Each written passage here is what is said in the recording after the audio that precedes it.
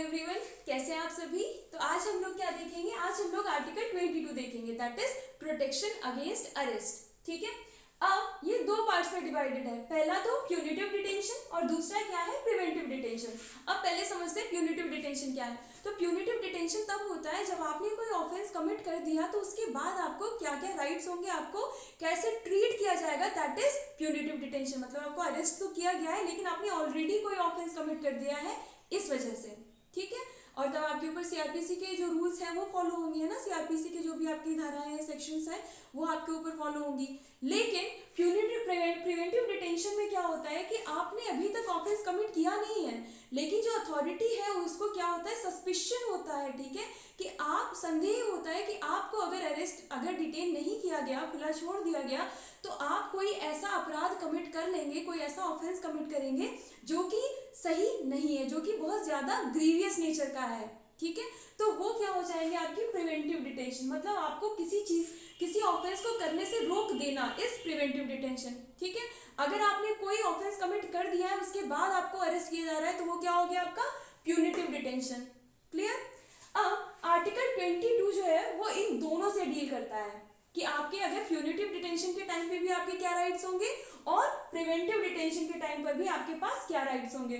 तो punitive detention में आपका कौन कौन से आर्टिकल्स है, आर्टिकल 22 का जो क्लॉज 1 है, 2 है और 3 है। मतलब 22 क्लॉज 1 से लेकर के 3 तक आपका प्यूनिटिव डिटेंशन है। ठीक है, उसमें आपके क्या क्या राइट्स होंगे वो है। और आर्टिकल 22 क्लॉज 4 से लेकर के 7 तक आपका प्रिवेंटिव डिटेंशन में अगर आप डिटेन किए जाते हैं तो आपके पास क्या क्या राइट्स होंगे वो दिया हुआ है। ठीक है, अब देखते हैं बेयर एक्ट क्या कहती है। ठीक है, बेसिकली ये भी राइट्स हैं आपके कि आपके अगर प्रिवेंटिव डिटेंशन और प्यूनिटिव डिटेंशन के टाइम पे आपके पास राइट्स क्या क्या होंगे। ठीक है, तो ये भी आप, क्योंकि फंडामेंटल राइट के चैप्टर में दिया हुआ है, पार्ट में दिया हुआ है, पार्ट 3 में। ठीक है, तो ये भी क्या है, आपके राइट्स ही हैं। अब क्या क्या प्रोटेक्शन है आपको अरेस्ट के टाइम पे। तो 22 क्लॉज 1 अगर आप देखेंगे तो क्या कहता है, नो पर्सन, मतलब किसको किसको अवेलेबल है, ये हर एक व्यक्ति को जो इंडिया में रह रहा है, चाहे वो सिटीजन हो या नॉन सिटीजन हो। ठीक है, हु इज अरेस्टेड, ठीक है, उसको अरेस्ट कर लिया गया। ये मैं क्या बता रही हूँ, प्यूनिटिव डिटेंशन, मतलब अरेस्ट कर लिया गया है। ठीक है, शैल बी डिटेन्ड इन कस्टडी, ठीक है, उसको क्या नहीं किया जाएगा, उसको कस्टडी में डिटेन नहीं किया जाएगा, कस्टडी में नहीं रखा जाएगा, विदाउट बीइंग इन्फॉर्म्ड। ये सब राइट्स हैं इसके। ठीक है, अंडरलाइन करिए इनको, without being informed as soon as may be, तो जितनी जल्दी हो सके। ठीक है, of the grounds for such arrest, पहला राइट क्या हो गया, to be informed of the grounds of arrest. ठीक है, मतलब गिरफ्तारी के कारणों से यथाशीघ्र अवगत कराए बिना अभिरक्षा में निरुद्ध नहीं रखा जाएगा। तो जो भी गिरफ्तारी के कारण हैं उनको क्या करना होगा, आपको कम्युनिकेट करना होगा। ठीक है, कि आपको इन ग्राउंड्स पे अरेस्ट किया जाना है। ठीक है, उसके बाद में क्या है, nor shall he be denied the right to consult, दूसरा right to consult and right to be consulted and represented by a lawyer of his own choice. ठीक है, ये आपका लिखा हुआ है, nor shall he be denied the right to consult and to be defended by a legal practitioner of his choice. ठीक है, मतलब उसको या अपनी रुचि, इसमें आप हिंदी में आएंगे तो देखेंगे, अपनी रुचि के विधि व्यवसायी से परामर्श करने और प्रतिरक्षा कराने के अधिकार से वंचित नहीं रखा जाएगा। तो क्या हो गया कि आप जो भी लॉयर लेंगे वो कैसा होना चाहिए, उस व्यक्ति को जिसको अरेस्ट किया गया उसकी चॉइस का। ठीक है, अगर वो चाहता है कि हाँ वो इस पर्टिकुलर लॉयर के द्वारा रिप्रेजेंट किया जाए, उससे कंसल्ट करे, तो वो भी उसका क्या है, एक फंडामेंटल राइट है, क्योंकि पार्ट 3 में दिया हुआ है। ठीक है, तो ये हो गया आपका दूसरा राइट। पहला क्या था, ग्राउंड्स बताना कि किस ग्राउंड पर आपका अरेस्ट किया जा रहा है। दूसरा क्या हो गया कि आप किसी लॉयर से कंसल्ट कर सके। ठीक है, और उसके द्वारा रिप्रेजेंट किया जा सके अपने केस को, आपका जो भी डिफेंस है उसको, वो आपको भी अपॉर्चुनिटी ऑफ हियरिंग मिले, आप अपना केस डिफेंड कर सके, किसके द्वारा, एक लॉयर के द्वारा। ठीक है, फिर तीसरा राइट आपका क्लॉज 2 में आई है। ठीक है, क्लॉज 2 कहता है, every person who is arrested and detained in custody shall be produced before the nearest magistrate with in a period of 24 hours. ठीक है, of such arrest excluding the time necessary for the journey. ठीक है, तो ये right आपने कहाँ देखा होगा, आपने सेक्शन 57 ऑफ सीआरपीसी में भी आपने ये राइट देखा होगा कि अगर कोई व्यक्ति गिरफ्तार किया जाता है तो उसको कितने घंटों के अंदर नियरेस्ट मजिस्ट्रेट, जो सबसे सबसे समीप हो उसके मजिस्ट्रेट, उनके पास क्या करना होगा, उसको प्रोड्यूस करना होगा। ठीक है, तो वो कैसे होगा, आप जिसने भी अरेस्ट किया है वो क्या करेंगे, वो जिस व्यक्ति को अरेस्ट किया है उसको लेकर के नियरेस्ट मजिस्ट्रेट के पास लेकर के जाएंगे विद इन 24 आवर्स, मतलब सिर्फ 24 घंटे का समय है, लेकिन excluding the time necessary for the journey. तो अगर यात्रा के लिए 24 घंटे से, मतलब 24 घंटे में आपको प्रेजेंट करना है, प्रोड्यूस करना है वहां पर, लेकिन अगर आपका उसमें 3 घंटा 4 घंटा अगर आपका इसमें ही चला गया है, यात्रा में ही, जर्नी में ही नियरेस्ट मजिस्ट्रेट तक पहुंचने के लिए, तो वो टाइम क्या होगा, वो एक्सक्लूड कर दिया जाएगा। ठीक है, उसके अलावा का जो टाइम होगा वो आपका 24 आवर्स में इंक्लूड किया जाएगा। ठीक है, फिर ये हो गया आपका to be produce before magistrate within 24 hours, मतलब 24 घंटे के अंदर उसको क्या किया जाएगा, मजिस्ट्रेट के सामने प्रस्तुत किया जाएगा। ठीक है, फिर उसके बाद में ये है क्या, from the place of arrest to the court of magistrate and no such court shall be detained in custody, no such person shall be detained in custody beyond the said period without the authority of a magistrate।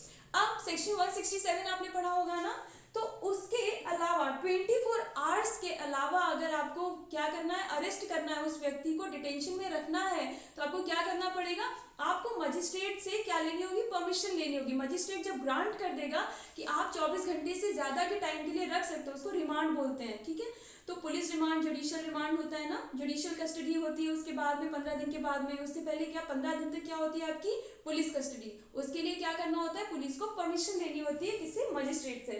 तो 24 hours के अलावा जो भी detention किया जाएगा, अगर detain किया जाएगा किसी व्यक्ति को, तो वो सिर्फ और सिर्फ मजिस्ट्रेट की परमिशन के साथ ही किया जा सकता है। ठीक है, ये आपका सीआरपीसी भी कहता है, ये आपका आर्टिकल 22 भी कहता है, जो आपका कॉन्स्टिट्यूशन का फंडामेंटल राइट है आपके लिए। ठीक है, ये हो गया, इसके एक्सेप्शंस हैं। अब आइए आर्टिकल 22 क्लॉज 3 पर। ये क्या कहते हैं, nothing in clauses 1 and 2 shall apply, मतलब जो भी कुछ क्लॉज 1 और क्लॉज 2 में दिया है वो किस पर अप्लाई नहीं करेगा। तो पहला क्या है, एनिमी एलियंस। एनिमी एलियंस मतलब जिनको भी हमारी कंट्री के द्वारा क्या किया गया, एनिमी डिक्लेयर कर दिया गया है। ठीक है, वो कोई भी एनिमी एलियंस अगर होते हैं इंडिया में, तो उनको ये सारे राइट्स नहीं दिए जाएंगे। ठीक है, उनको किस तरह से ट्रीट किया जाएगा, जैसे प्रिवेंटिव डिटेंशन के लोगों को ट्रीट किया जाता है। इसका दूसरा एक्सेप्शन क्या है, जो भी लोग प्रिवेंटिव डिटेंशन लॉज में अरेस्ट किए गए हैं। ठीक है, तो पहला क्या हो गया, एनिमी एलियंस, और दूसरा क्या हो गया, जो भी व्यक्ति प्रिवेंटिव डिटेंशन लॉज में क्या किए गए हैं, अरेस्ट हुए हैं। ठीक है, फिर आता है अब प्रिवेंटिव डिटेंशन। अब आर्टिकल 22 क्लॉज 4 से क्या स्टार्ट हो जाएगा आपका, प्रिवेंटिव डिटेंशन में आपके राइट्स क्या क्या होंगे। ठीक है, तो सबसे पहला क्या है, इसका पैराग्राफ भी पढ़ देती हूँ। No law providing for preventive detention shall authorise the detention of a person for a longer period than 3 months। इसमें क्या था, इसमें 24 आवर्स के अलावा आप नहीं रख सकते, आप सिर्फ 24 आवर्स तक रख सकते हो बिना मजिस्ट्रेट की परमिशन के।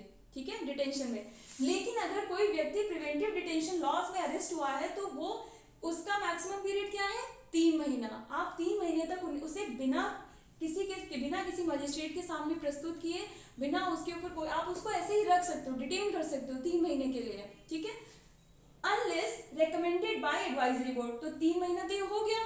दूसरा क्या हो गया, अगर एडवाइजरी बोर्ड क्या करता है, रेकमेंड कर देता है कि आप उसको सफिशिएंट कॉस्ट देना पड़ेगा, और अगर वो रेकमेंड कर देते हैं कि आप इस व्यक्ति को क्या कर सकते हैं, 3 महीने से ज्यादा के लिए इसको रखना चाहिए डिटेंशन में, तो क्या होगा, उस व्यक्ति को 3 महीने से ज्यादा टाइम पीरियड के लिए एडवाइजरी बोर्ड रेकमेंड कर देगा, और फिर उस व्यक्ति को 3 महीने से ज्यादा के टाइम के लिए क्या किया जाएगा, प्रिवेंटिव डिटेंशन लॉज में डिटेन किया जाएगा। ठीक है, प्रिवेंटिव डिटेंशन।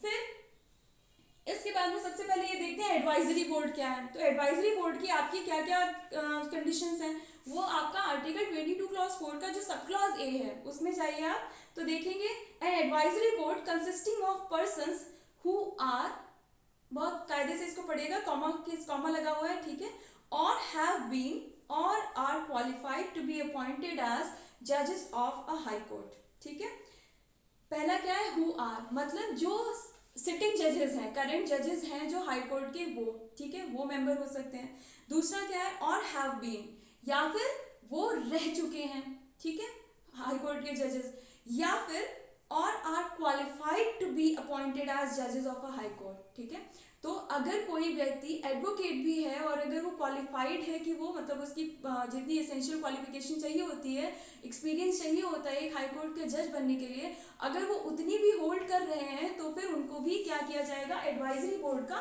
मेंबर बना दिया जाएगा। ठीक है, फिर इसमें आते हैं, इसमें कहते हैं क्लॉज बी में अब आइए आप, such person is detained in accordance with the provisions of any law made by parliament under subclauses A and B of clause 7।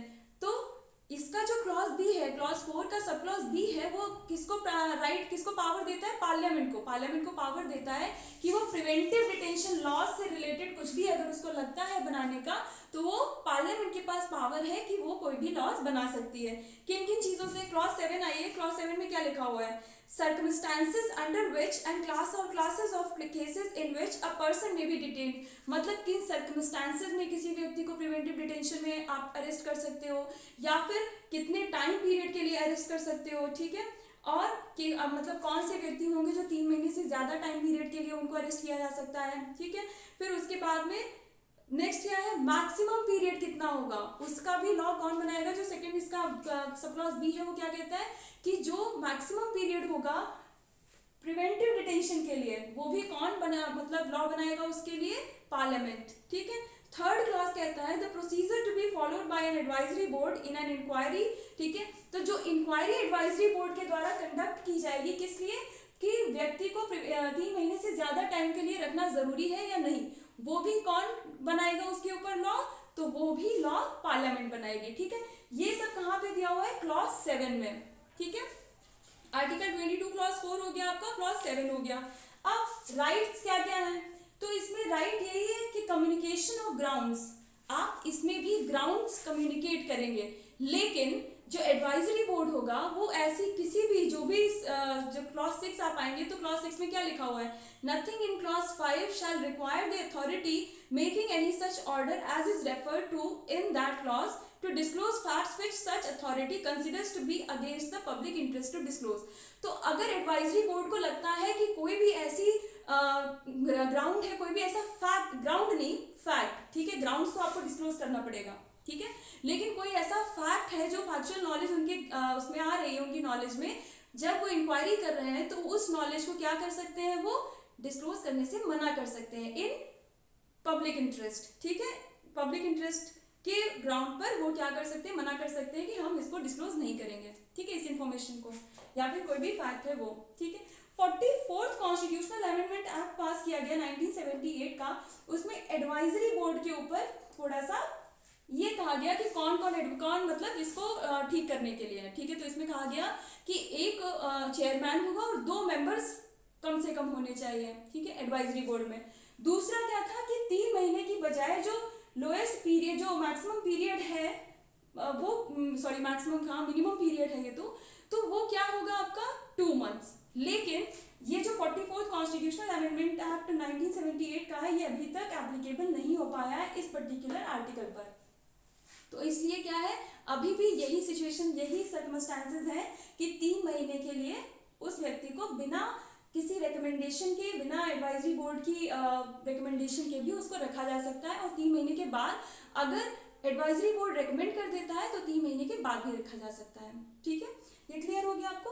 अब इसमें केस है, ये 44th कॉन्स्टिट्यूशनल अमेंडमेंट एक्ट याद रखिएगा कि अभी तक एप्लीकेबल नहीं हुआ है। ठीक है, अब ये केस है AK Roy versus union of India 1982। इसमें तो बहुत सारे केसेस हैं आपके, इसमें DK बासु वाला केस है आपका, इसमें Joginder Kumar versus state of UP का केस है, और ऐसे बहुत सारे केसेस हैं।